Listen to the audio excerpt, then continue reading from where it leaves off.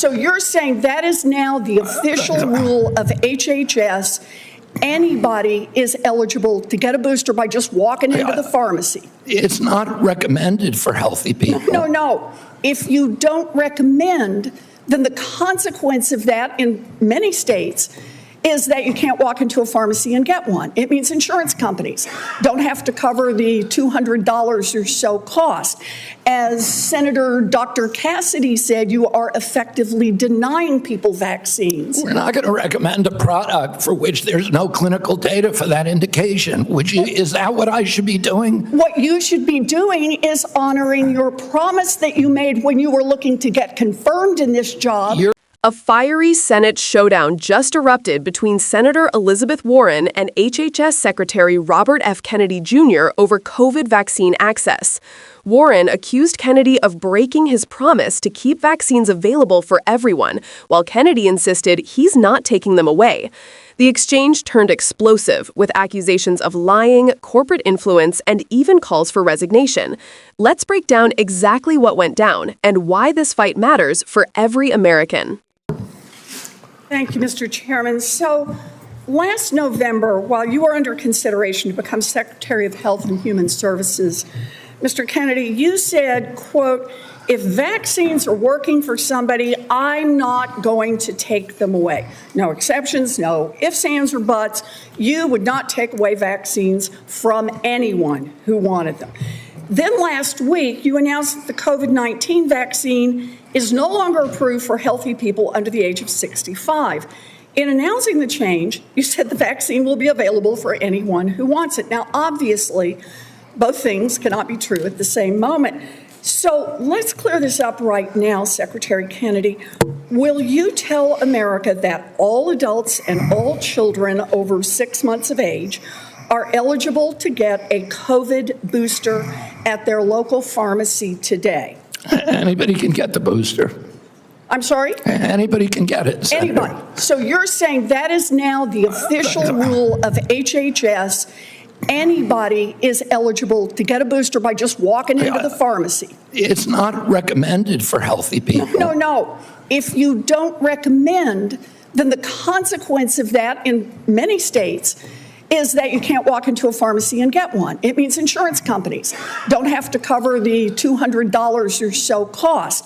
As Senator Dr. Cassidy said, you are effectively denying people vaccines. We're not going to recommend a product for which there's no clinical data for that indication. Is that what I should be doing? What you should be doing is honoring your promise that you made when you were looking to get confirmed in this job. You're going like this. And that is, you promised that you would not take away vaccines from anyone who wanted them.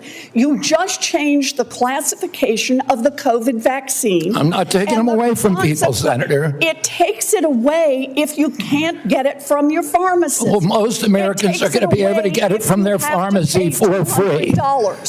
Most Americans will be able to get it from their pharmacy for free. The question is everyone who wants it. That was your promise, No, I didn't. I never promised that I was going to recommend products for which there is no indication. When you said... And I know you've taken $855,000 from pharmaceutical companies, Senator. Did you hold up a big sign saying that you were lying when you said that? Because you are the one who said you would not take them away. Now, Senator Kennedy, I'm not taking them away from anybody. Secretary, you want me to indicate a product for which there is no clinical data?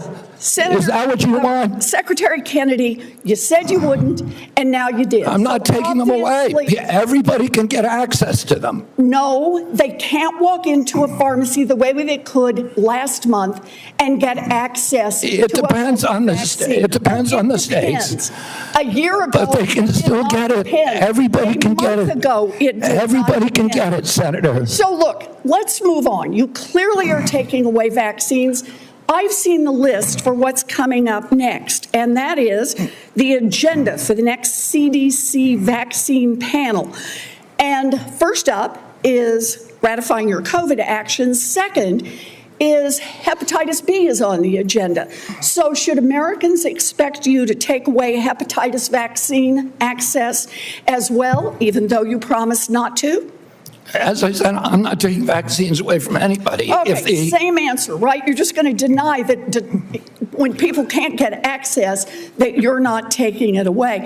Then let me ask you, is that the same game you're going to play with measles, you want me to recommend every product in the world so that without any clinical trial data. Through on your promises. Yeah, my promise was to give. A month ago, we could get COVID vaccines by just walking. You can still get COVID vaccines, Senator. You are taking that away. No, you are You can still get the COVID vaccines, and Medicare will still pay for them, and Medicaid will still pay for them. Tell the head of the CDC that if she refused to sign off on your changes to the childhood vaccine schedule, that she had to resign.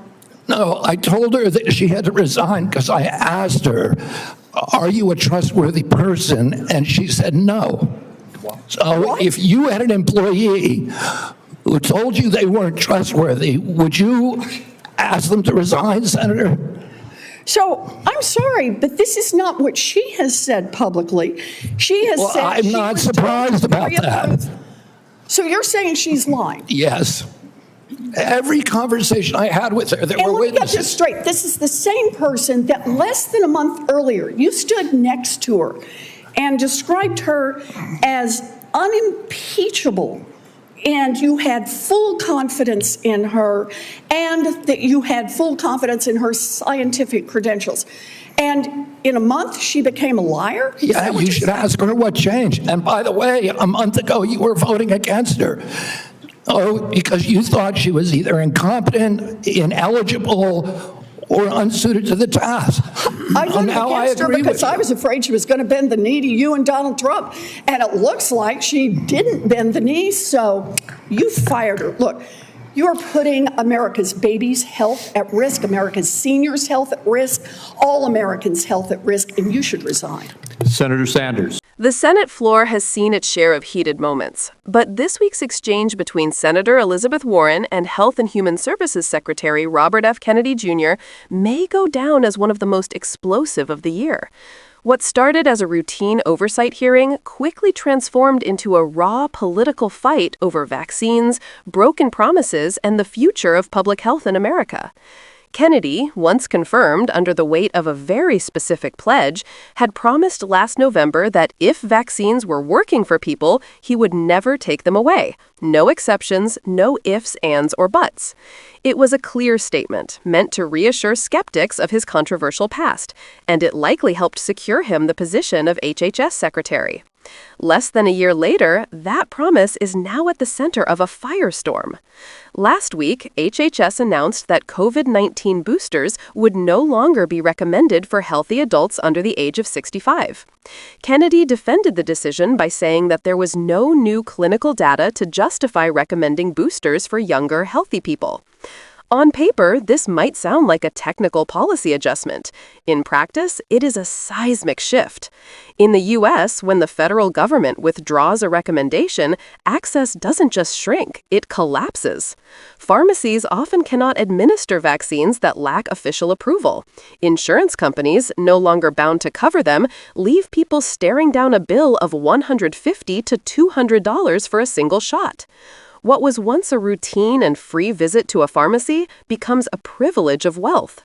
For millions of working families, that is not access, that is exclusion.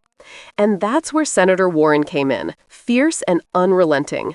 She reminded Kennedy of his words, read his promise back to him, and pressed him to say, clearly and publicly, whether all adults and children over 6 months of age could walk into their local pharmacy today and get a COVID booster. Kennedy tried to dodge. Anybody can get the booster, he repeated. But Warren wasn't letting him slide. She pointed out that in many states, without the official recommendation, pharmacies won't provide it, and insurers won't pay for it. Kennedy's reassurances, she said, were hollow. His words might sound nice, but the real-world effect was denial of access. When she accused him of breaking his promise, Kennedy tried to split hairs, insisting he wasn't taking vaccines away, just refusing to recommend them where there was no data. It was a lawyerly answer, but one that ignored reality.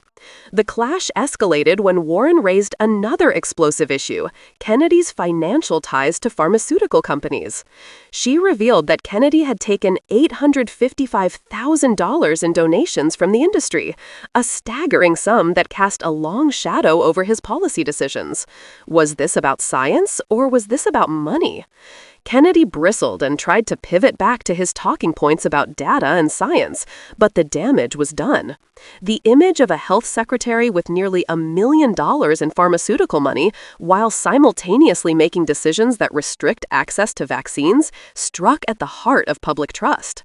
For progressives, the question was clear: who exactly is being served here? The people or the corporations? Then came the next bombshell. Warren pressed Kennedy about the sudden resignation of the CDC director. Only a month earlier, Kennedy had stood next to her, praising her as unimpeachable, a scientist of integrity, someone in whom he had full confidence. Yet weeks later, after she reportedly pushed back against his vaccine changes, Kennedy branded her not trustworthy and said she had to go. Warren seized on the contradiction. How does someone go from unimpeachable to liar in a matter of weeks? Kennedy insisted the director had admitted she was not trustworthy. Warren all but rolled her eyes. To her, the truth was obvious. Kennedy demanded loyalty, and when she refused to bend, she was ousted. It was a brutal moment, one that laid bare a dangerous reality. In this administration, public health decisions risk being driven not by science, but by politics and loyalty tests. This exchange is about far more than COVID. It's about precedent. Warren pointed out that hepatitis B is next on the CDC agenda. If Kennedy follows the same playbook, more vaccines could see restrictions. That is not just theoretical. It is a slippery slope toward dismantling the vaccine framework that protects millions of Americans. Today it's COVID, tomorrow hepatitis, and the day after that, who knows? This is not fear-mongering. It is a warning, because once the federal government weakens recommendations, access unravels, and public health weakens with it. For Kennedy, this hearing was supposed to be about careful stewardship, about showing he would be guided by science, not ideology. Instead, Warren exposed the cracks. He promised universal access. He delivered barriers and costs. He praised scientific leaders one month, branded them liars the next. He denied taking vaccines away while Americans watched access evaporate. And over all of this hangs the cloud of pharmaceutical money. For the millions of Americans watching, the contradictions are impossible to ignore. The implications for progressives are urgent. First, Kennedy broke his promise. That alone erodes trust. Because when a public official tells the Senate and the nation that access will never be taken away, and then access is taken away, faith in government collapses. Second, access is equity. Wealthy Americans will always find a way to pay $200 for a shot. Working families won't. That means the policy shift will deepen inequalities in healthcare, punishing those who can least afford it. Third, Kennedy's move hands Republicans a victory. For years, the GOP has attacked vaccines, undermined science, and politicized health. By restricting access to boosters, Kennedy gave their narrative legitimacy. Fourth, the ouster of the CDC director shows this isn't just about data, it's about consolidating power. Scientists who disagree are cast aside, replaced by political loyalty. That is toxic for public health. And finally, the progressive movement must recognize this moment as a line in the sand. Access to vaccines, like healthcare itself, is a right, not a privilege. Rollbacks cannot be allowed to happen quietly, without accountability. Warren's closing words cut through the noise.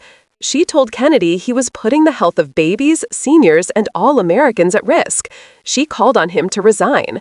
That was not hyperbole. It was a demand for accountability. Because when promises are broken, when access is denied, and when science is sacrificed for politics, resignation is not just a political consequence, it may be the only path back to public trust. This clash is more than political theater. It's a warning shot.